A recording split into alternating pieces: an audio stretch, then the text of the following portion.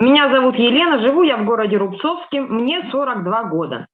Но ощущала я себя не на 42, а на все 80. Сколько я принимала таблеток и сколько у меня обнаружилось болячек, когда я обратилась в поликлинику.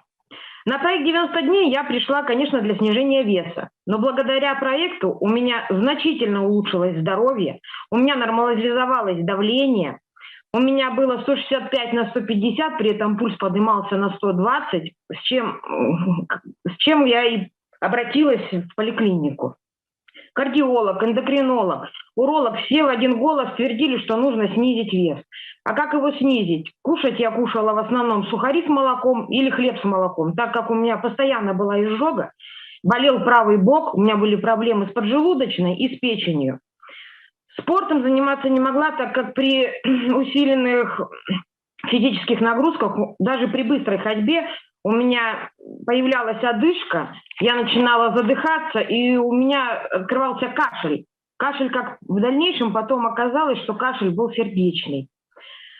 Я принимала в день утром 4 таблетки, вечером 3 таблетки и на ночь 2 таблетки еще от сахара. На данный момент я убрала все лекарства, даже мочегонные, чего боялась больше всего. Сахар на данный момент у меня сейчас 5,7, был 9. Давление у меня сейчас 110 на 70, пульс 70. Поднимается до 90, это после бани. В баню я не ходила года 2, потому что даже в горячий душ у меня поднималось сильно давление, поднимался пульс, меня потом отхаживали, даже были случаи, вызывали скорую. Сейчас я даже парюсь, представляете, я даже парюсь. Кушаю я сейчас мясо, рыбу, жареное, жирное, сливочное масло, и у меня бок больше не болит, изжоги у меня нету. А еще у меня улучшилось зрение. У меня были очки минус 5 и минус 3,5, сейчас у меня очки минус 3,75 и минус 2,75.